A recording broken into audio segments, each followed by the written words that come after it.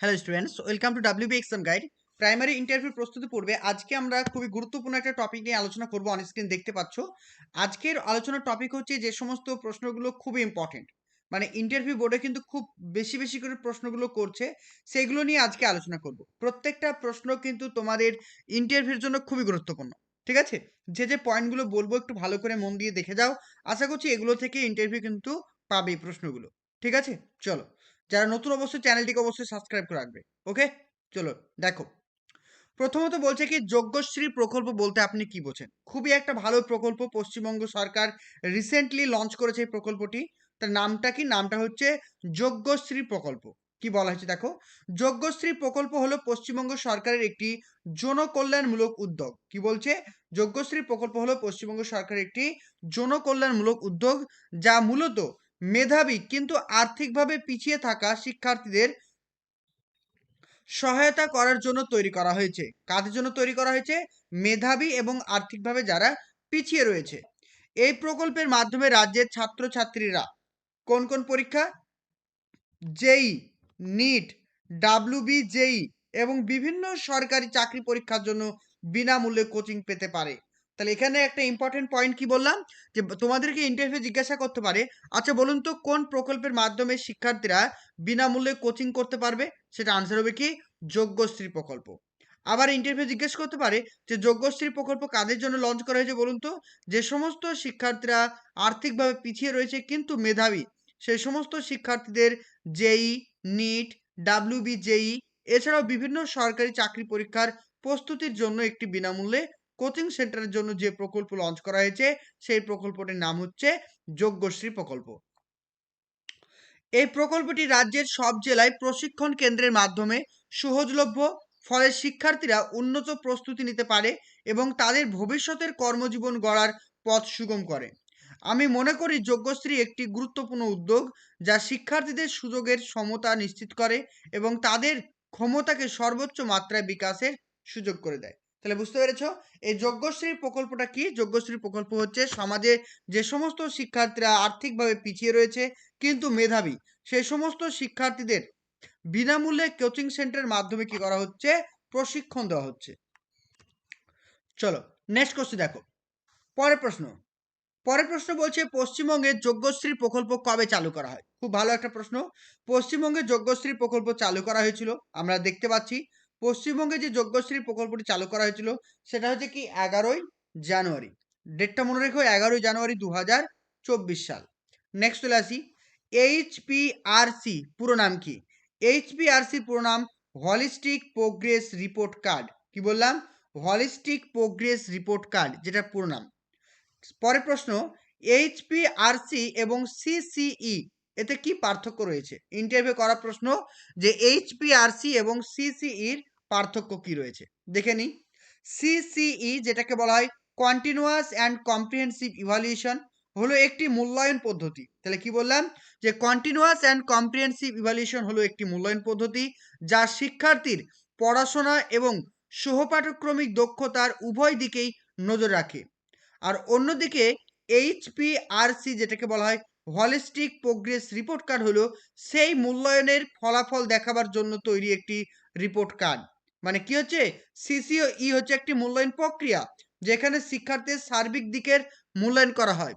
আর এইচপিআরসি কি? এইচপিআরসি হচ্ছে সেই মূল্যায়ন প্রক্রিয়ার একটি ফলাফল দেখানোর জন্য একটি রিপোর্ট কার্ড, যা শুধুমাত্র পরীক্ষার নম্বর নয়, শিক্ষার্থীদের সামগ্রিক বিকাশের বিস্তারিত চিত্র তুলে ধরে।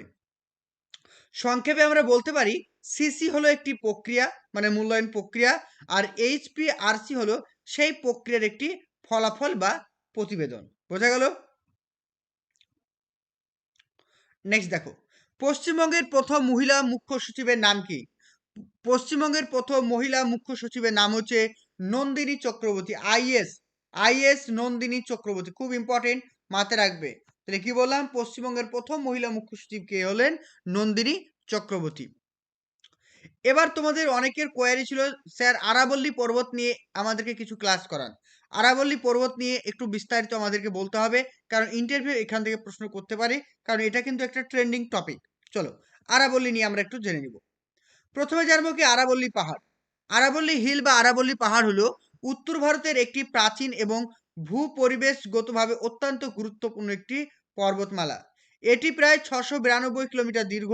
রাজস্থান, হরিয়ানা, দিল্লি, তাহলে আরাবল্লী পর্বত কোথায় রয়েছে? রাজস্থান, হরিয়ানা, দিল্লি, গুজরাটের মধ্যে দিয়ে বিস্তৃত। তাহলে আরাবল্লী পর্বত কোন কোন রাজ্যের মধ্যে রয়েছে? রাজস্থান, হরিয়ানা, দিল্লি, গুজরাট। আরাবল্লী ভারতের সব থেকে প্রাচীন ভঙ্গিল পর্বত, খুব ইম্পর্টেন্ট। তাহলে ভারতের একটি প্রাচীন ভঙ্গল পর্বতের উদাহরণ কি হবে? আরাবল্লী পর্বত, যার সর্বোচ্চ শৃঙ্গের নাম হচ্ছে গুরু শিখর। মনে রাখবে, যার সর্বোচ্চ শৃঙ্গের নাম গুরু শিখর। এই যে বর্তমানে এখন আরাবল্লী আন্দোলন হচ্ছে, আরাবল্লী বাঁচাও আন্দোলন, এটি কেন শুরু হয়েছিল? সম্প্রতি ভারতের সুপ্রিম কোর্ট ও কেন্দ্রীয় সরকারের একটি নতুন নীতির কারণে আরাবল্লীর সংজ্ঞা বদলে দেওয়া হয়েছে। এর ফলে মাত্র 100 মিটার বা তার বেশি উচ্চতার অংশকেই আইনিভাবে পর্বত বলা হবে। মানে যে সমস্ত এলাকার উচ্চতা সমুদ্রপৃষ্ঠ থেকে 100 মিটারের ওপর হবে, সেগুলো হচ্ছে পর্বত। যদি এই সংজ্ঞাটাকে কার্যকারী করা হয়, তাহলে দেখতে পাবো আরাবল্লী পর্বতের 90% কি হচ্ছে? ক্ষতিগ্রস্ত হবে। মানে 90% পাহাড়ের যে উচ্চতা সেটা কিন্তু 100 মিটারের নিচে। এর ফলে বেআইনি খনন, বন কাটামুখী উন্নয়ন, রিয়েল এস্টেট, জোয়ারের প্রবণতা বাড়তে পারে। ঠিক আছে, এগুলো কিন্তু মাথায় রাখতে হবে। অর্থাৎ প্রকৃতির যে ভারসাম্য সেটা কিন্তু নষ্ট হতে পারে। আরাবল্লী বাঁচাও আন্দোলনের কারণ: বেআইনি খনন ও বনভূমি ধ্বংস। মানে কি বলা হয়েছে? যে সমস্ত পর্বতের উচ্চতা 100 মিটারের নিচে সেগুলোকে ধ্বংস করার অনুমতি দেওয়া হয়েছে। জলসংকট এবং ভূগর্ভস্থ পানি কমে যাওয়ার সম্ভাবনা রয়েছে। জলবায়ুর ভারসাম্য এবং বালিঝড় বৃদ্ধি। কারণ আমরা জানি এই যে উত্তর পশ্চিম ভারতে কি রয়েছে? উত্তর পশ্চিম ভারতে রয়েছে বিরাট বড় একটা থর। এগুলো কি? এগুলো সব কিন্তু থর মরুভূমি, তাই তো? এটা হচ্ছে থর মরুভূমি। আর এই বরাবর কি রয়েছে? এই বরাবর রয়েছে আরাবল্লী পর্বত। এবার যদি আরাবল্লী পর্বতকে ধ্বংস করে দেওয়া হয়, কি হবে? এই যে বালু ঝড়, এই বালু ঝড় কিন্তু রাজস্থান, গুজরাট এইদিকে কিন্তু ধেয়ে চলে আসবে। বোঝা গেল? অর্থাৎ পরিবেশের ভারসাম্য নষ্ট হবে। এছাড়া কি হবে? মরুকরণ, অর্থাৎ মরুভূমির বিস্তার লাভ হবে। কারণ আরাবল্লী পর্বতের এখানে যেটা রয়েছে এই দিকটা কি? মরুভূমি। আর ঠিক তার উল্টো দিকটা কি? সবুজে ভরা। তাহলে যখন এই পর্বতটাই থাকবে না, তখন কি হবে? মরুভূমির বিস্তার লাভ ঘটবে। অর্থাৎ সামাজিক এবং পরিবেশগত ভারসাম্য নষ্ট হবে। এবার কোথায় প্রতিবাদ হচ্ছে দেখো? এই আন্দোলনটি শুধু একটি স্থানীয় ইস্যু নয়, এটি একটি বিভিন্ন রাজ্য জুড়ে প্রতিরোধের সংকেত উঠেছে। রাজস্থান, হরিয়ানা সহ দিল্লির এনসিআর এলাকায় প্রতিবাদ ও মিছিল শুরু হয়েছে। আর একটাই আন্দোলনের স্লোগান হচ্ছে আরাবল্লী বাঁচাও। কি বললাম? আরাবল্লী বাঁচাও, এটা হচ্ছে স্লোগান। এবার কি হচ্ছে? সুপ্রিম কোর্ট যখন গোটা দেশের মানুষ যখন আন্দোলন করতে শুরু করেছে, সুপ্রিম কোর্ট নিজে থেকে এই মামলাটি আবার পুনরায় বিবেচনা করার জন্য তিনি নিয়েছেন। ঠিক আছে, এটা কিন্তু মাথায় রাখতে হবে। এই আরাবল্লী পর্বতের গুরুত্ব আমি যেটা বললাম, যে থর মরুভূমি থেকে বালিঝড়কে আটকায়, উত্তর ভারতের জলবায়ু নিয়ন্ত্রণ করে, ভূগর্ভস্থ পানি সংরক্ষণে সাহায্য করে, বন্য প্রাণীর আবাসস্থল বা জীববৈচিত্র্যকে রক্ষা করে। এগুলো মাথায় রাখতে হবে। ইন্টারভিউর জন্য প্রস্তুতি নিতে চাইছো, আমাদের ডাব্লিউবি এক্সাম গাইডের সমস্ত নোটসপত্র রেডি রয়েছে। তো তোমরা চাইলে সেগুলোকে পারচেস করে সামান্য অর্থের বিনিময়ে সেগুলো তোমরা কিনে পড়তে পারবে। এখানে প্রত্যেকটা ফোল্ডার দেওয়া আছে, দেখতে পাচ্ছ। আদার্স, ইংরেজি, গণিত, শ্রেণী বই, ভূগোল, বাংলা, ডিএলএড বই, সহজ পাঠ, প্রিভিয়াস ইয়ার কোশ্চিন এবং সমস্ত জেলা এবং প্রত্যেকটা টপিক, অর্থাৎ যার যে সাবজেক্টে অনার্স। এখানে দেখতে পাচ্ছ অনার্স বলে একটা পিডিএফ দেওয়া আছে, দেখতে পাবে তোমরা। এখানে এখানে রয়েছে অ্যাকচুয়ালি, দেখো অনার্স সাবজেক্ট। এই অনার্স সাবজেক্ট মানে এখানে যার যে সাবজেক্টে অনার্স সমস্ত কিছু পিডিএফ কিন্তু দেওয়া আছে। তো তোমরা যদি আমাদের পিডিএফগুলো পারচেস করতে চাও, অবশ্যই আমাকে এসএমএস করবে। এখানে প্রিভিয়াস ইয়ার কোশ্চেন যদি ক্লিক করো, জাস্ট ক্লিক করার সঙ্গে সঙ্গে এখানে দেখবে প্রচুর পিডিএফ তোমাদের ওপেন হয়ে যাবে। তারপরে যদি চলে আসো এখানে বাংলাতে যদি ওপেন করো, যাদের বাংলাতে অনার্স তাদের এখানে বাংলা সাহিত্যের ইতিহাস রয়েছে, গ্রামার রয়েছে। তাছাড়া যদি চলে আসি আমরা ইংরেজিতে যাদের অনার্স তারা যদি এখানে ক্লিক করো, এখানে প্রত্যেকটা ইংরেজি সাহিত্য, মানে ইংরেজি সাহিত্য থেকে কী কী প্রশ্ন আসবে সব কিছু দেওয়া আছে। এছাড়াও যদি আমরা শ্রেণী বইয়ে ক্লিক করি, অর্থাৎ এখানে দেখতে পাবো আমাদের শ্রেণীতে যে সমস্ত বইগুলো রয়েছে সেই বইগুলোর ভেতর থেকে কী কী প্রশ্ন করবে সব কিছু সুন্দর করে রাখা আছে। আবার যদি আদার্সে ক্লিক করি, এখানে আমাদের যে ফোল্ডারটা ওপেন হবে, জাতীয় সঙ্গীত, জাতীয় গান, জাতীয় পতাকা, এনসিআরটি, সমস্ত কিছু, West Bengal board of primary education, model school, মানে এ থেকে জেড পর্যন্ত ইন্টারভিউর জন্য যা যা দরকার, ন্যাশনাল এডুকেশন পলিসি, সব কিছু তোমাদের কভার করা আছে, প্রত্যেকটা জিনিস। গণিত, অঙ্ক থেকে যাদের যে সাবজেক্ট অনার্স আছে, এছাড়াও গণিত থেকে যে যে প্রশ্নগুলো করবে সব কিছু দেওয়া আছে। তো তোমরা ভূগোল বা পরিবেশ থেকে যা যা পড়তে হবে সব কিছু এখানে দেওয়া আছে, তোমরা ইজিলি কিন্তু সমস্ত কিছু পড়তে পারবে, ঠিক আছে, যেগুলো কিন্তু ইন্টারভিউর জন্য তোমাদের খুবই গুরুত্বপূর্ণ। স্ক্রিনে দেওয়া নাম্বারে কন্ট্যাক্ট করো, পিডিএফগুলোকে কিনে নাও, ভালো করে মন দিয়ে পড়াশোনা করো। নেক্সট চলে আসি, বাংলা শিক্ষা পোর্টাল বলতে আপনি কি বোঝেন? ইন্টারভিউ বারবার করছে এই প্রশ্নগুলো। বাংলা শিক্ষা পোর্টাল বলতে আপনি কি বোঝেন? দেখো, বাংলা শিক্ষা পোর্টাল হলো পশ্চিমবঙ্গ সরকার পরিচালিত একটি অনলাইন প্ল্যাটফর্ম, যা রাজ্যের স্কুল শিক্ষা ব্যবস্থার জন্য চালু করা হয়েছে। এর মাধ্যমে ছাত্র, শিক্ষক এবং স্কুল সংক্রান্ত তথ্য, ডেটা এন্ট্রি এবং অন্যান্য প্রশাসনিক কাজ সহজে করা যায়। মূল লক্ষ্য হলো এটি একটি সুসংগত ডিজিটাল শিক্ষা ব্যবস্থা গড়ে তোলা। চলো নেক্সট দেখো, বলছে বাংলা উচ্চ শিক্ষা পোর্টাল বলতে আপনি কি বোঝেন? উচ্চশিক্ষা পোর্টাল, যেটাকে বলা হয় হায়ার এডুকেশন পোর্টাল, হলো একটি অনলাইন প্ল্যাটফর্ম যেখানে শিক্ষার্থীরা উচ্চশিক্ষা সংক্রান্ত তথ্য, পরিষেবা, সুযোগ ও সুবিধা সহজে পেতে পারে। এর মাধ্যমে কলেজ ও বিশ্ববিদ্যালয়ের ভর্তি প্রক্রিয়া, কোর্স, স্কলারশিপ পরীক্ষার ফলাফল এবং প্রয়োজনীয় ফর্ম ও নথি দেওয়া সম্ভব হয়। এটি শিক্ষার্থীদের এবং শিক্ষা প্রতিষ্ঠানের মধ্যে যোগাযোগ ও প্রশাসনিক কাজকে সহজ করে এবং শিক্ষা ব্যবস্থার স্বচ্ছতা ও দক্ষতা বাড়ায়। তাহলে বুঝতে পেরেছো, বাংলা শিক্ষা পোর্টাল এবং উচ্চ শিক্ষা পোর্টাল বলতে কি বোঝো, এটা কিন্তু সুন্দর করে বলতে হবে। নেক্সট, বাংলার উৎকর্ষ পোর্টাল বলতে আপনি কি বোঝেন? উৎকর্ষ পোর্টাল বলতে পশ্চিমবঙ্গ সরকারের উৎকর্ষ বাংলা দক্ষতা উন্নয়ন প্রকল্পকে বোঝানো হয়। এটি রাজ্যের বেকার যুবক যুবতীদের বিনামূল্যে কারিগরি প্রশিক্ষণ প্রদান করে, যাতে তারা কর্মসংস্থান বা স্বকর্মসংস্থানের সুযোগ পায়। প্রকল্পের আওতায় বিভিন্ন ক্ষেত্রের স্বল্পমেয়াদী প্রশিক্ষণ ও কর্মসংস্থানের সহায়তা অন্তর্ভুক্ত করা হয়ে থাকে। নেক্সট কোশ্চেন দেখো, পশ্চিমবঙ্গের উৎকর্ষ বাংলা প্রকল্প বলতে আপনি কি বোঝেন? উৎকর্ষ বাংলা প্রকল্প পশ্চিমবঙ্গ সরকার 2016 সালে চালু করেন। কবে চালু করেছিলেন? 2016 সালে চালু করেছিলেন। পশ্চিমবঙ্গের উৎসশ্রী প্রকল্প বলতে কবে চালু করা হয় বা কেন চালু করা হয়? উৎসশ্রী প্রকল্প চালু করা হয়েছে শিক্ষকদের বাড়ির কাছাকাছি স্কুলে বদলির সুযোগ দেওয়ার জন্য।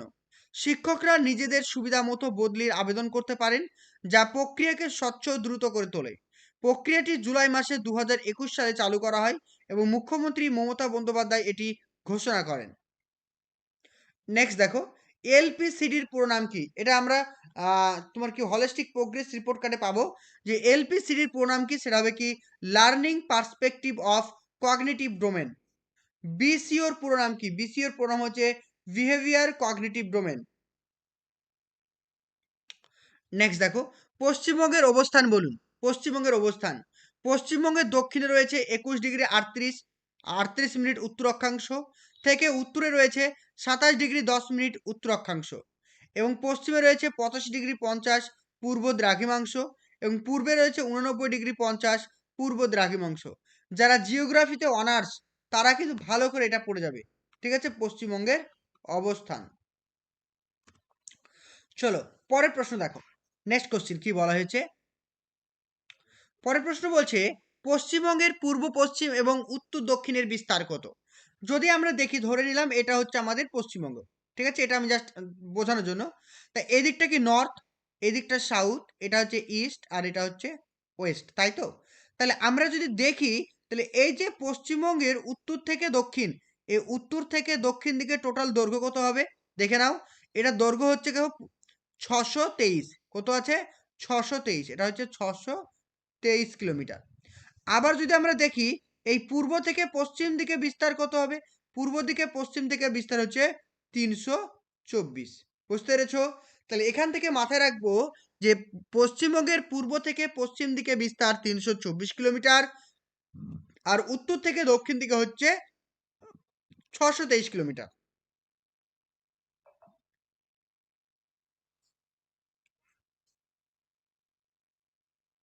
চলো নেক্সট দেখো, পশ্চিমবঙ্গের মোট আয়তন কত? পশ্চিমবঙ্গের মোট আয়তন খুবই ইম্পর্টেন্ট ইন্টারভিউর জন্য, এগুলো কিন্তু সবাইকে জেনে যেতে হবে। পশ্চিমবঙ্গের মোট আয়তন হচ্ছে 88,752 বর্গ কিলোমিটার, খুব ইম্পর্টেন্ট। 88,752 বর্গ কিলোমিটার, যা ভারতের হচ্ছে 2.67%। আর আয়তনের দিক থেকে পশ্চিমবঙ্গের স্থান হচ্ছে 13তম। কততম? 13তম। এটা কিন্তু ভালো করে মনে রাখতে হবে। কর্কটক্রান্তি রেখা পশ্চিমবঙ্গের কোন কোন জেলার উপর দিয়ে গেছে? খুব ইম্পর্টেন্ট। কর্কটক্রান্তি রেখা পশ্চিমবঙ্গের কোন কোন জেলার উপর দিয়ে গেছে? পুরুলিয়া, নদিয়া, নদিয়ার বাহাদুরপুর, বাঁকুড়া, পূর্ব বর্ধমান, পশ্চিম বর্ধমান। তাহলে আবারও বলছি নামগুলো। চলো নেক্সট দেখো। তাহলে আমরা কি জানলাম যে কর্কটক্রান্তি রেখা পশ্চিমবঙ্গের কোন কোন জেলার উপর দিয়ে গেছে? পুরুলিয়া, নদিয়া, বাঁকুড়া, পূর্ব বর্ধমান আর পশ্চিম বর্ধমান। চলো নেক্সট দেখো। 1947 সালে পশ্চিমবঙ্গে কতগুলি জেলা ছিল? তাহলে যখন আমাদের পশ্চিমবঙ্গ তৈরি হলো 1947 সালে, তখন পশ্চিমবঙ্গের কতগুলি জেলা ছিল? 14টি জেলা ছিল। কি বললাম? 14টি জেলা ছিল। কলকাতা, হাওড়া, হুগলি, বাঁকুড়া, বর্ধমান, বীরভূম, মুর্শিদাবাদ, নদিয়া, মেদিনীপুর, 24 পরগনা, পশ্চিম দিনাজপুর, দার্জিলিং, জলপাইগুড়ি আর মালদা। তাহলে এগুলো কিন্তু ছিল 14টি জেলা। আরেকটা জিনিস মাথায় রাখতে হবে, ইন্টারভিউ একটা প্রশ্ন বারবার করছে যে পশ্চিমবঙ্গের কোন জেলাটি একটি স্বতন্ত্র রাজ্য ছিল? তাহলে কি বললাম? পশ্চিমবঙ্গের কোন জেলাটি এটি স্বতন্ত্র রাজ্য ছিল? তাহলে কি হবে অ্যান্সার? কোচবিহার। সেটা মাথায় রাখবে কি? কোচবিহার। ঠিক আছে, এটা মাথায় রাখবে কি? কোচবিহার। কোচবিহার ছিল একটি স্বতন্ত্র রাজ্য ছিল। পরবর্তী টাইমে এটি পশ্চিমবঙ্গের জেলাতে অন্তর্ভুক্ত হয়। নেক্সট দেখো, বর্তমানে পশ্চিমবঙ্গে কতগুলি জেলা আছে? বর্তমানে পশ্চিমবঙ্গে টোটাল জেলা রয়েছে 23টি। নামগুলো বলার দরকার নেই, প্রত্যেকেই জানো 23টি ডিস্ট্রিক্ট সম্পর্কে। বর্তমানে পশ্চিমবঙ্গে মোট জেলার সংখ্যা হচ্ছে 23টি। এবার দেখো উত্তরবঙ্গের জেলা কোনগুলি? উত্তরবঙ্গের জেলা হচ্ছে, আমরা প্রত্যেকেই জানি যে আমাদের যেটা রয়েছে মুর্শিদাবাদ। মুর্শিদাবাদের ওপর দিকে যেগুলো রয়েছে সেগুলোকে আমরা সবই বলবো কি? উত্তরবঙ্গের জেলা। কি কোনগুলো? যেমন দার্জিলিং, জলপাইগুড়ি, আলিপুরদুয়ার, কোচবিহার, উত্তর দিনাজপুর, দক্ষিণ দিনাজপুর, মালদা আর কালিম্পং। এগুলোকে আমরা কি বলবো? এগুলোকে সব আমরা উত্তরবঙ্গের জেলা বলবো। আর তাহলে দক্ষিণবঙ্গের জেলা কোনগুলো বলবো? বাঁকুড়া, পূর্ব বর্ধমান, পশ্চিম বর্ধমান, পুরুলিয়া, মুর্শিদাবাদ, নদিয়া, পশ্চিম মেদিনীপুর, পূর্ব মেদিনীপুর, ঝাড়গ্রাম, হুগলি, হাওড়া, কলকাতা, উত্তর 24 পরগনা, দক্ষিণ 24 পরগনা, বীরভূম। তাহলে এই সমস্ত জেলাগুলো হচ্ছে দক্ষিণবঙ্গের। আর মালদা থেকে যতটা ওপর দিকে যাব, মালদা ডিস্ট্রিক্টের ঠিক ওপর থেকে সেগুলো আমরা পাবো কি? উত্তরবঙ্গের জেলা। বুঝতে পেরেছো? ক্লিয়ার?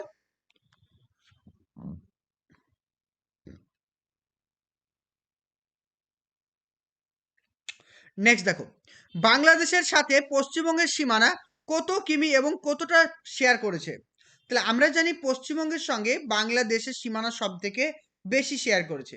সেটা হচ্ছে কত? 2,217 কিলোমিটার। তাহলে পশ্চিমবঙ্গের সঙ্গে বাংলার সীমানা কতটা? 2,217 কিলোমিটার। এবং পশ্চিমবঙ্গের 10টি জেলা, কটি জেলা? 10টি জেলা বাংলাদেশের সঙ্গে সীমানা শেয়ার করছে। কোচবিহার, জলপাইগুড়ি, উত্তর দিনাজপুর, দক্ষিণ দিনাজপুর, মালদা, উত্তর 24 পরগনা, দক্ষিণ 24 পরগনা, নদিয়া, দার্জিলিং, মুর্শিদাবাদ। এই সমস্ত জেলাগুলো বাংলাদেশের সঙ্গে সীমানা শেয়ার করছে।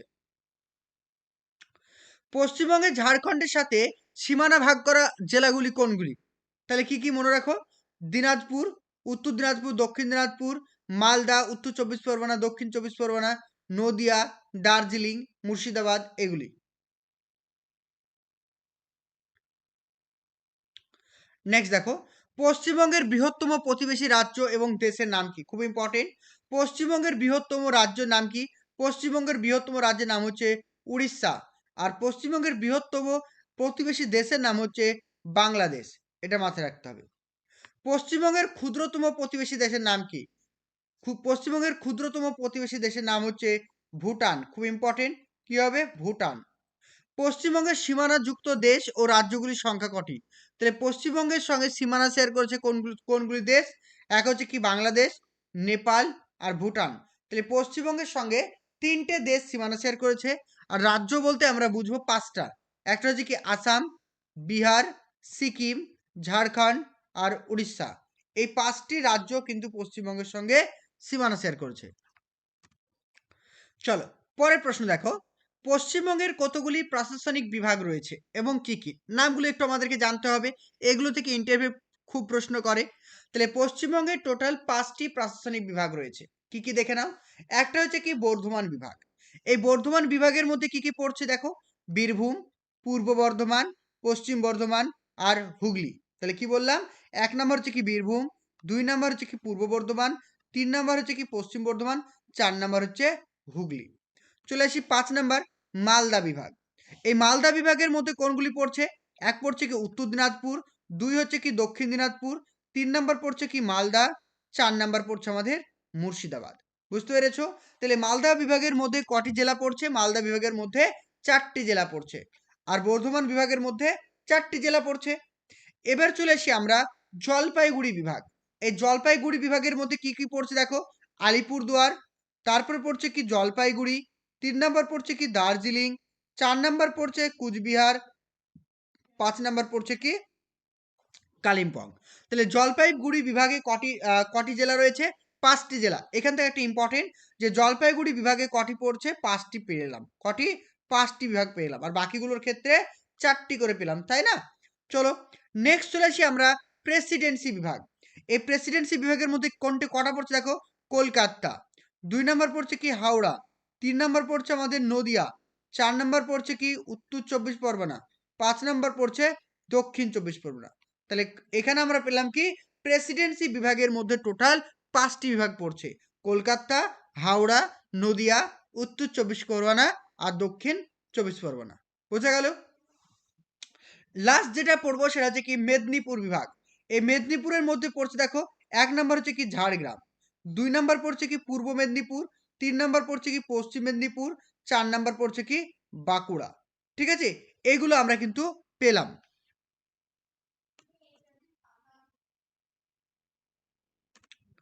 দেখো এখানে একটু আমার মনে হচ্ছে ভুল আছে, এখানে না ঠিকই আছে, একদম ঠিক আছে, কোনো সমস্যা নেই, সবকিছু ঠিকঠাক আছে। তাহলে এগুলো কিন্তু একটু ভালো করে তোমাদেরকে ইন্টারভিউ দেখে যেতে হবে। চলো নেক্সট কোশ্চেন দেখো। নেক্সট কোশ্চেন পরেরটা। পরের প্রশ্ন কি বলা হয়েছে? কারণ পশ্চিমবঙ্গের জিকেটাকে ভালো করে দেখে যাও, ইন্টারভিউ এখান থেকে প্রচুর প্রশ্ন করছে। পশ্চিমবঙ্গের জেলা এবং তার সদর বা তার রাজধানীগুলো জানতে হবে। অর্থাৎ পশ্চিমবঙ্গের যে বিভিন্ন যে জেলাগুলি রয়েছে তার বিভিন্ন যে সদর শহর, সেই সদর শহরগুলির নাম আমরা এবার জানবো। যেমন রয়েছে দেখো হুগলি, হুগলির চচুড়া, উত্তর ২৪ পরগনার বারাসাত, দক্ষিণ ২৪ পরগনার হচ্ছে কি দক্ষিণ ২৪ পরগনা। দেখো এখানে একটু কারেকশন করে নিও যে এই যে বলা হয়েছে দক্ষিণ ২৪ পরগনা যে সদর শহর সেটা হচ্ছে আগে ছিল কি আলিপুর, আগে আলিপুর ছিল, এখন বর্তমানে সেটা হয়েছে কি বারুইপুর। এটা একটু মাথায় রাখবে। এখন বর্তমানে কি রয়েছে? বারুইপুর রয়েছে। ঠিক আছে? এখন বর্তমানে কি রয়েছে?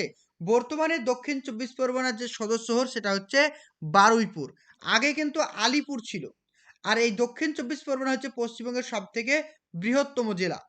তারপর নদিয়া, নদিয়ার হচ্ছে কৃষ্ণনগর, মুর্শিদাবাদের বহরমপুর, বীরভূমের সিউড়ি, পূর্ব বর্ধমানের বর্ধমান, পশ্চিম বর্ধমানের আসানসোল, পশ্চিম মেদিনীপুরের মেদিনীপুর, পূর্ব মেদিনীপুরের তমলুক, উত্তর দিনাজপুরের রায়গঞ্জ, দক্ষিণ দিনাজপুরের বালুরঘাট, মালদার হচ্ছে ইংলিশ বাজার। তাহলে এই যে আমি বললাম এই নামগুলো কিন্তু একটু ভালো করে দেখে যাবে। ওকে, চলো পরের প্রশ্ন। পশ্চিমবঙ্গের জেলা কখন কিভাবে বিভক্ত হয়েছে সেগুলো আমরা এবার জানবো। দেখো বলছে ১৯৮৬ ১৯৮৬ সাল ১লা মার্চ উত্তর ২৪ পরগনা এবং দক্ষিণ ২৪ পরগনা এই দুটি ডিস্ট্রিক্ট আলাদা হয়েছিল। তাহলে এখান থেকে ইন্টারভিউ যদি প্রশ্ন করে উত্তর এবং দক্ষিণ ২৪ পরগনা কবে আলাদা হয়েছিল?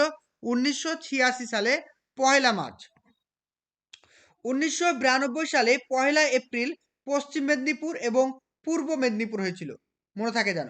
তাহলে ১৯৯২ সালে ১লা এপ্রিল পশ্চিম মেদিনীপুর হয় আর ২০০২ সালে ১লা জানুয়ারি মেদিনীপুর হয়। দেখো এখানে হয়তো একটু ভাষাগত ত্রুটি রয়েছে, একটু আমি বলে দিচ্ছি, একটু কারেকশন করে নাও। একটু ভাষাগত ত্রুটি রয়েছে। ঠিক আছে? আমি যখন নোটসটাকে তোমাদেরকে পিডিএফ আপলোড করে দেবো তখন আমি এগুলো ঠিক করে দেবো। একটু দেখে নাও। তাহলে এখানে আমরা কি দেখলাম যে ১৯৬৮ সালে ১লা মার্চ উত্তর ২৪ পরগনা এবং দক্ষিণ ২৪ পরগনা দুটি ডিস্ট্রিক্ট আলাদা হয়। ১৯৯২ সালে ১লা এপ্রিল এটা এই যে পশ্চিম দিনাজপুর ছিল, এই পশ্চিম দিনাজপুর দুটো ডিস্ট্রিক্টে ভাগ হলো। একটা হচ্ছে কি উত্তর দিনাজপুর আর দক্ষিণ দিনাজপুর। তারপরে ২০০২ সালে ১লা জানুয়ারি এই মেদিনীপুর ডিস্ট্রিক্ট আবার দুটি ভাগ ভাগ হলো। একটা হচ্ছে কি পূর্ব মেদিনীপুর আর একটা হচ্ছে পশ্চিম মেদিনীপুর। 2017 সালে 7ই এপ্রিল এই বর্ধমান জেলা ভাগ হয়ে গেল পূর্ব বর্ধমান আর পশ্চিম বর্ধমান। ঠিক আছে, এগুলো কিন্তু একটু ভালো করে দেখে যেতে হবে। এবার দেখে নিই পশ্চিমবঙ্গের যে সমস্ত নতুন নতুন জেলাগুলি তৈরি হয়েছে সেগুলির নাম দেখে নাও। 2014 সালে 25শে জুন 2014 সালে 25শে জুন তৈরি হয়েছিল আলিপুরদুয়ার। 2017 সালে 4ই এপ্রিল ঝাড়গ্রাম। 2017 সালে 4ঠা ফেব্রুয়ারি তৈরি হয়েছিল কালিম্পং। বোঝা গেল? তাহলে তোমাদের ইন্টারভিউ যদি একটা প্রশ্ন করতে পারে যে পশ্চিমবঙ্গের সবথেকে নবীনতম ডিস্ট্রিক্টের নাম কি? পশ্চিমবঙ্গের সবথেকে নবীনতম ডিস্ট্রিক্টের নাম হচ্ছে পূর্ব বর্ধমান। কেন বলো তো? এই বর্ধমান ডিস্ট্রিক্টটাকে ভেঙে দুটি খণ্ড হয়েছিল কবে? 7ই এপ্রিল 2017 সালে। 7ই এপ্রিল 2017 সালে বর্ধমান করা হয়েছে। আর বাকিগুলো তো রয়েছে। 2014 সালে 25শে জুন ছিল আলিপুরদুয়ার। 2017 সালে 4ঠা এপ্রিল ছিল ঝাড়গ্রাম। 2017 সালে 4ঠা ফেব্রুয়ারি 14ই ফেব্রুয়ারি ছিল কালিম্পং। আর 2017 সালে 7ই এপ্রিল হয়ে গেল বর্ধমান, অর্থাৎ পূর্ব বর্ধমান। ঠিক আছে, নেক্সট দেখো, কোচবিহার কবে রাজ্যের মর্যাদা পেয়েছিল? কোচবিহার জেলা রাজ্যের মর্যাদা পেয়েছিল 1950 সালে 19শে জানুয়ারি। পুরুলিয়া জেলা কবে গঠন হয়েছিল? পুরুলিয়া জেলা ছিল 1956 সালে 1লা নভেম্বর। হাওড়া জেলা কবে স্বতন্ত্র হয়েছিল? হাওড়া জেলা স্বতন্ত্র হয়েছিল 1938 সালে 1লা জানুয়ারি। দেখো, এখানে আরেকটু ভাষাগত ত্রুটি রয়েছে, অনেকগুলো ভাষাগত ত্রুটি রয়েছে। এগুলো আমি কারেকশন করে দেবো, পিডিএফটা যখন আপলোড করে দেবো কারেকশন করে দেবো। বলছে কোচবিহার কবে রাজ্যের মর্যাদা পায় না? এখানে বলছে কোচবিহার কবে পশ্চিমবঙ্গের মানে জেলার মর্যাদা পায়। এটা কি হবে? জেলা। এটা কি হয়েছিল? জেলার মর্যাদা পেয়েছিল। তাহলে কোচবিহার কবে জেলার মর্যাদা পায়? 1950 সালে 19শে জানুয়ারি।